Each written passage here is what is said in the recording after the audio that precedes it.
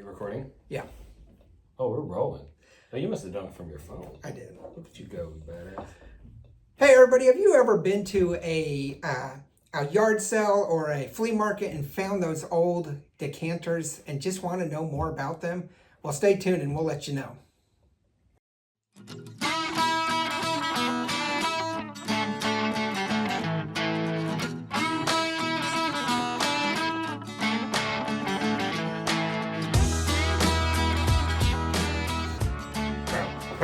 I don't have anything. Yeah. That's for the music for my channel. I apologize. Cheers, everybody. Welcome to another episode of Bourbon Booze. And I'm excited to be here because I'm with Randy Sullivan of the Bourbon Real Talk channel. Mm-hmm. He's a good friend of mine that actually probably met about 3 years ago, maybe. Yeah, something And like that. We've done several collab episodes and done some drops and barrel picks and everything. And Some trips. We've done, Yeah. I think we've done it all. yeah, we've done it all. No. And one of the things I noticed about Randy in his house, which is magnificent, you need to come and check out his channel at bourbonrealtalk.com, right? .com. And he does a lot of reviews and a lot of cool things, but he has these decanters, or what we call Dusties, on his shelf. And I recently went to a giant flea market here in Texas called not Traders Village, First Monday in Canton. Okay, I think it used to be called Trader Yeah. Village. Yes, Um, when I was a kid. And they have all sorts of useless junk. Mm-hmm. But I did find this one place that had all of these cool decanters, and I thought I'd pick them up. And as I got to know more about them, I realized that this is really something of the 70s and probably 80s. Yeah. And mostly through Jim Beam, right? Not well. I mean, there's a ton of wild turkey. There's a ton of Jimmy. Here's the basic story. So back in the 1950s, there was a conglomerate, Shinley.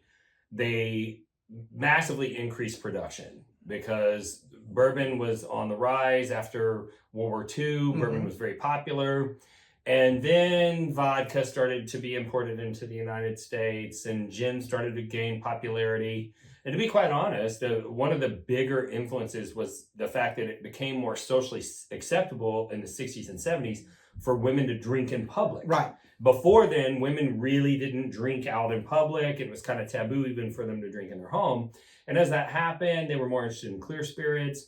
The vodka and gin industry did a really good job of convincing women that clear spirits were healthier than aged spirits that had color. Complete lie. There's no metabolic difference between the two sources, but they did a great job. And bourbon was on the decline. And Shinley had this huge problem because they had bet big that bourbon was going to grow. And at the time, you had to pay your taxes on your barrels every year, whether you had sold the whiskey or not. Okay.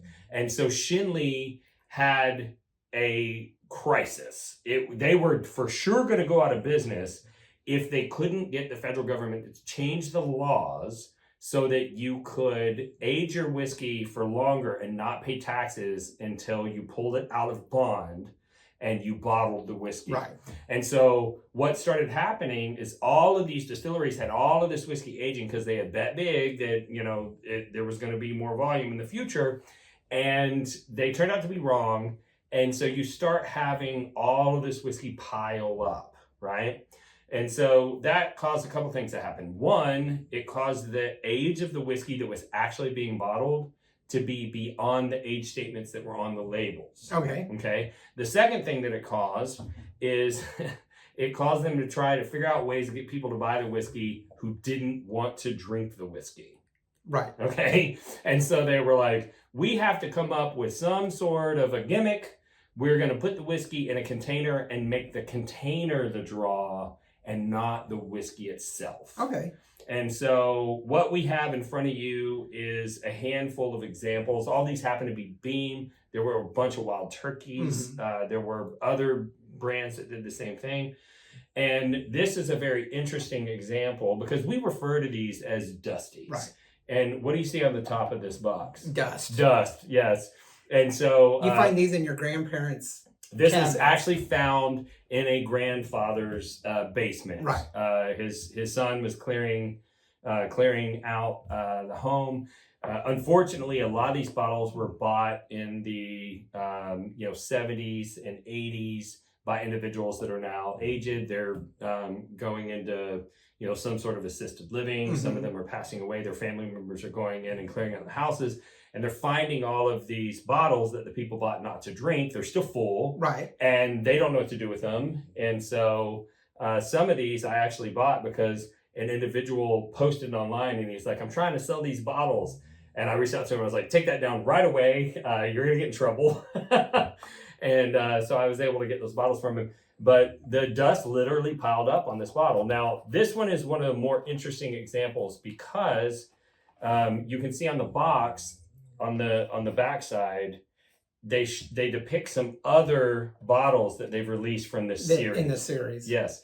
And so what Beam did with this series was they hired some relatively famous artist to create labels, and the hope was that the people who followed the artist would buy all of the releases because they wanted to collect the art.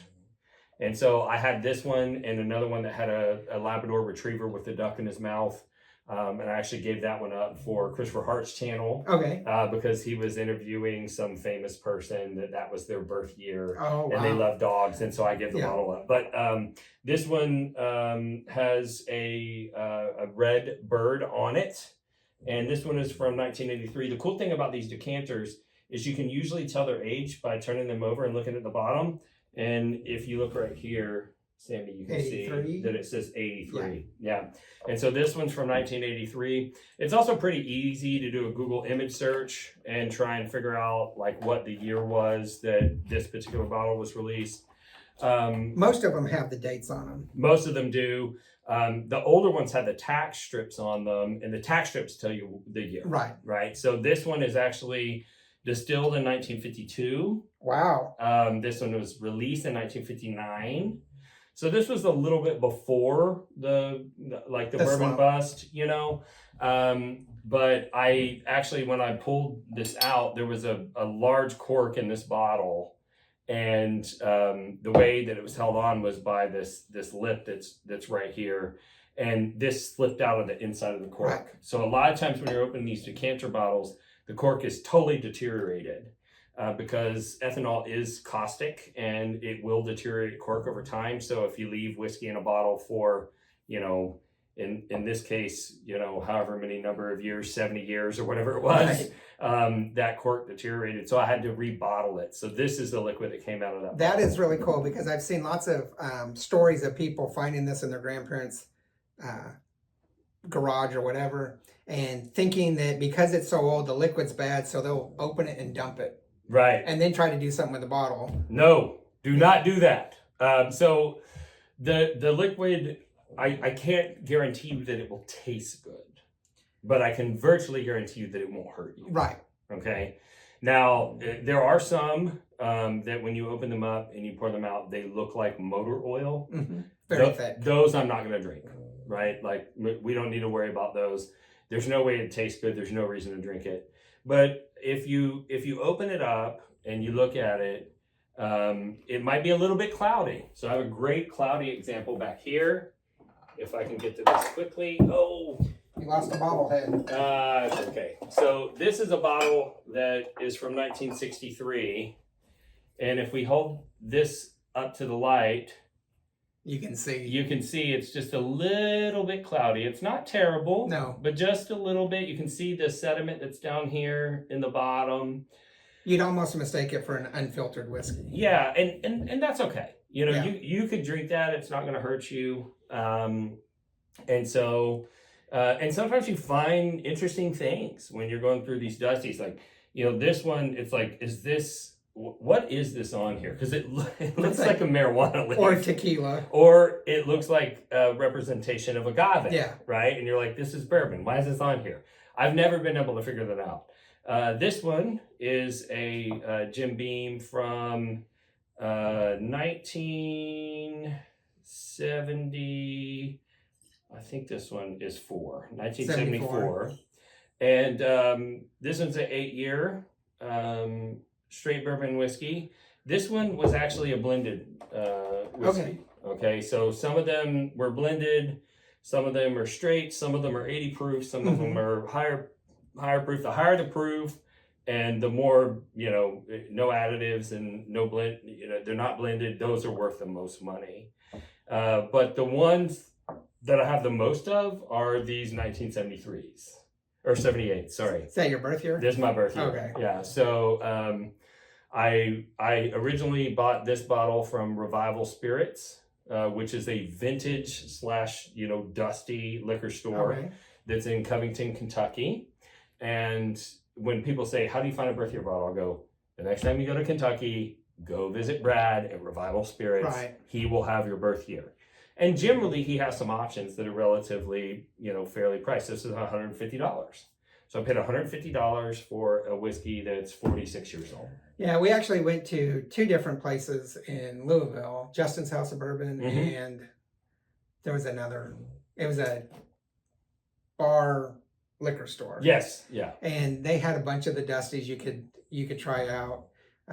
People were trying Jim Beam that looked like a bowling pin. Yeah, the bowling pin, yeah. That's where I really started understanding this stuff, is like these are real things. Because the ones I bought were all like, they're very artistic. One was the state of Alaska, and one shaping that. And I guess they have a whole state series. I don't know. Yeah, there's an entire state series. They were hoping some poor person would buy 50 bottles that they never intended to drink. I have some that are like Greek urns. It's just way cool. But I've never found one that's full or partially full. Actually, all the pictures I've seen of full ones aren't full because the angel share. Yeah.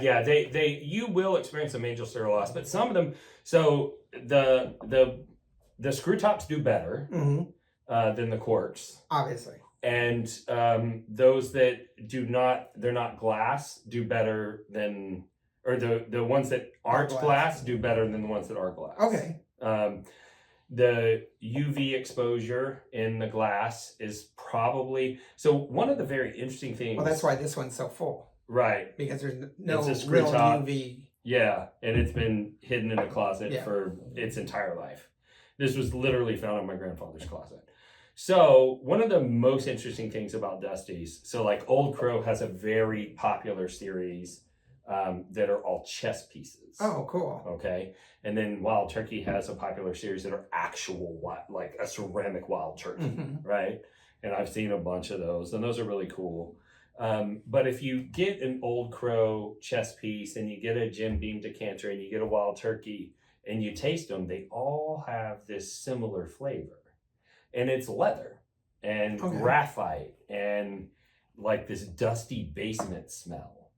And so that has led me to do a little bit of research, and what I have come to the conclusion, and I've actually done some testing, and whiskey can deteriorate in the bottle. Okay. And what that deterioration ends up tasting like is that graphite leather flavor.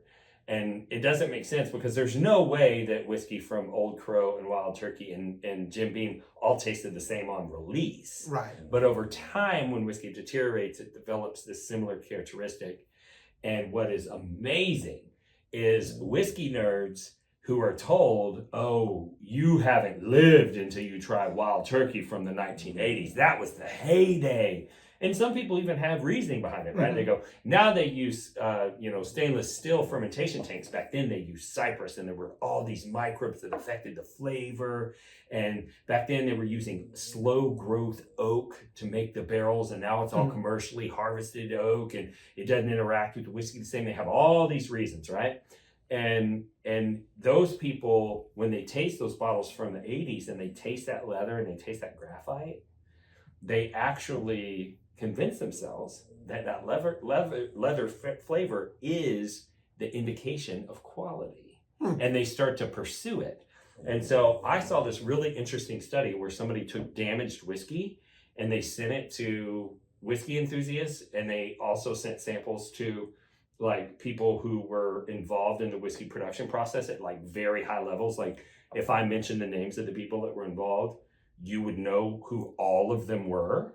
And the people that were whiskey enthusiasts that had drank finished whiskey that had been exposed to dusty bourbons liked the damaged whiskey more than the control sample. And the people that are in the production process that currently make whiskey would taste the damaged whiskey and rate it lower than the control sample because they recognize that as a flaw. Wow. And so with Dusty whiskey, you can actually train your palate to like the flavor of time damaged whiskey. One of these days I'll learn that. I'll taste them. So do you have a video on Dusties? Yeah, I did a video a few years ago. It's a real deep dive I went through all of the production differences and, what things were different back then compared to now. For instance, one of the more interesting things that I found out is to make the yeast happy, you need nitrogen to make the yeast happy. And back in the day, the easiest way to add nitrogen was to throw in some commercial fertilizer. But there was some other stuff in there that later we found out was carcinogenic, and they didn't want to put it in there, right? And so now it's illegal to use that. Right. But it was universally used back then, right? And now they have some alternative that doesn't have the carcinogens in it. But yeah, I mean, there were all, like I was talking, Cypress versus stainless steel, and, they changed the stills, they changed the source of the wood, they changed... all the wood used to be air dried. They didn't use kilns. Now they use kilns. There's like all of these differences. And I went through every difference that I could find. And I had reached out to a lot of people who've been in the industry for a long time to identify all those things. But yeah, I did a deep dive on this one. So I'll leave a link to his channel if I can find it. Yeah. Down below. So the decanter aspect is really cool. And I think it's a mark of that era of whiskey, that 70s and 80s era, even earlier. What is the difference between this kind of Dusty, really, and that 1980s Blantons or the Van Winkles that kind of deteriorated until Buffalo Trace picked them up? And because I think the Van Winkles didn't come out until 2019, 2020 for Buffalo Trace? It depends on what the age statement was. I forget what year the 10-year converted and the 12-year and all that stuff. But yeah, at some point they did convert over to a different source of juice. Would this Van Winkles of, say, 2010 or the Buffalo Traces of 2000, would they be considered Dusties if you still had those on the shelf? No, most people will define a Dusty as pre 2000. Okay. Because by 2000, the bourbon world... Bottled pre-2000. Correct. Okay. Yeah. Because by 2000, everything had kind of adjusted and all the distilleries had started figuring out how to manage their production for their future release dates. Because keep in mind, this whiskey, which was an 8-year-old whiskey, when you're making this whiskey, you have to consider all of the different SKUs that you're going to make out of this distillate, and how long you're going to age it, and how much demand you think you're going to have for those various products in the years that you plan to release them. And that's how you set your production levels. By 2000, the distilleries had pretty much figured out how to manage that process. And so we were no longer getting whiskeys that had aged longer than they were originally intended, because they didn't know how much to make. They were figuring out how to overcome. And so most people say if it's pre-2000, you can call it a Dusty. If it's after 2000, you really can't call it a Dusty. But occasionally you'll have somebody that goes, I got a Dusty bottle of 2009 Wild Turkey, and I'm like, I'm not mad. I'll try it. 2000's 24 years ago, almost 25. So yeah, the whole thing about that era of whiskey is really cool. And I kind of see it coming back because more and more you are seeing very elaborate designs in bottles. Right. And almost getting back to that decanter, I can name a few that are, the Von Paynes are one that are really looking towards the decanter use rather than what's in it. Right. And it's just kind of cool how we're doing this kind of revisiting. I've seen some beautiful bottles. Bacta Spirits has that beautiful Art Deco bottle. Even Belfour, I'm drinking a Belfour. Even Beyonce's new whiskey, Sir Davis, they have a beautiful bottle. So yeah, I mean, there's been a little bit more emphasis on package design, and I think that we're going to continue to see more of that because the reality is there's less demand for bourbon than there was even 2 years ago, which is good for prices. Hopefully, it's been a decade. Yeah. It's going to be a rough decade for those working in the industry too, because a lot of people are going to lose their jobs. So it's every time I hear some whiskey nerd go, "Good, I hope the bourbon market collapses. They've been gouging me and blah blah blah," and it's like, well, there's a lot of people that if you sat down and had a drink with them, you'd think they're pretty cool, and they're all going to lose their job and not be able to take care of their family. So let's not get too excited about the demise of the bourbon market. Well, I do know quite a few people that have their own bottles like you. Yeah, I do. And I know you guys don't make a lot. It's mostly the distributor and just kind of the way business works. Yeah. We make less of the money so when you pay for your bottle and it gets split up between me, the wholesaler, and the retailer, I make the least. Plug your bottle. The Prideful Goat. Awesome. I love it. My brand is the Prideful Goat. We're on Silbox, Bourbon Outfitter, and thepridefulgoat.com will very soon have a purchase online option. Oh, cool. So I don't know when this will come out, but very soon we'll have a purchase online option. Unfortunately, I think the unicorn of Prideful Goat's no longer really coming out. The 15-year. The unicorn is this guy, the 15-year. Yeah. This is what we launched with. Lots of brands released this whiskey. Doc Swinson and myself were probably the greatest beneficiaries, but Old Soul and a lot of other brands released this. This whiskey hit the market, and the backstory is there's a major Kentucky distillery. They made it for someone else supposedly. When it came of age, for whatever reason, that brand didn't want it. They couldn't release it in their own bottles because it didn't taste like their whiskey. And so instead of launching a brand that was enormously successful and then immediately shutting it down, they decided to sell the whiskey on the open market. It's phenomenal. The 15 is, as soon as you told me there would be no more, my 4 bottles went into the don't touch cabinet. There you go. I have enough to last me for the rest of my life. So do I, because I know where you live. Yeah. That's fair. So one final question is, what's the value of Dusties empty and not empty today? That's a real interesting question, because it's the law of supply and demand. So the most bottles came from Beam, and so Beam holds their value the least. Okay. Right. Wild Turkey is gotten up there because, Dusty Turkey has all this lore. This is an interesting Beam bottle because it's got like these gold streaks that are on it. Oh, wow. I thought that was dust. No, gold streaks. Well, Wild Turkey has a release that's called Wild Turkey Gold Vein, and it has the same sort of gold streaks on it. It's one of the most highly sought after Dusties, and they're worth truckloads of money now. And so honestly, you just have to get on a site that allows the sales of Dusties and check to see what comps basically and find comparable sales. Or you can go to a website like revivalspirits.com. And typically his prices are about double what you could pick it up for on the secondary. Okay.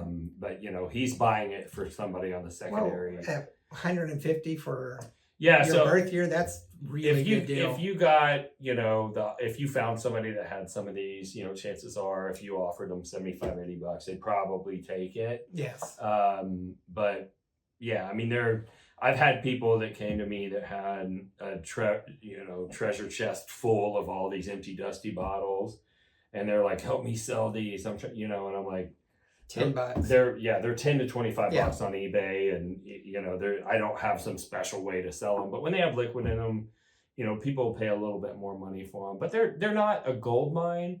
They're more important for their true intended purpose, which is to open and share with other people. Right. And I'll tell you something, if you have a variety of Dusty bottles like I do and someone comes over and you happen to have their birth year pour and you give that to them, they'll remember that for the rest of their life. Oh, yes, definitely. Yeah. I pick up the empty ones just because I do a decor. Whiskey Antiques is my decor business. And I like them as backdrop. And I know yours are fairly prominent in your backdrop for your film or your videos. Yeah. So they're really cool. Yeah. But that's just our opinion. Let us know what your opinion is. Make sure you leave those comments below. I do want you to visit Bourbon Real Talk. This is a great organization that I got involved with probably 4 years ago. And it has been a lot of help to me in my struggles, but also with reaching out to other people and getting to know industry people. I've met several dozen industry people through this, and helps me with my knowledge of whiskey. And so if you get involved with this, you can also really branch out your knowledge of whiskey, or actually anything. Yeah. But it's a great community. Start your own too. That's what I did, and it has been a blast. So yeah, it's a blessing for sure. Get to know each other. But I am very glad to be here with Randy, and hopefully we can meet up again. Absolutely. I'm always here. So. Yeah, anytime. All right. So remember, there's no bad whiskey. Of course, now that you said the motor oil whiskey, I'm a little bit worried. Yeah. There's no bad whiskey. There's only good whiskey and great whiskey. Cheers, guys. Cheers.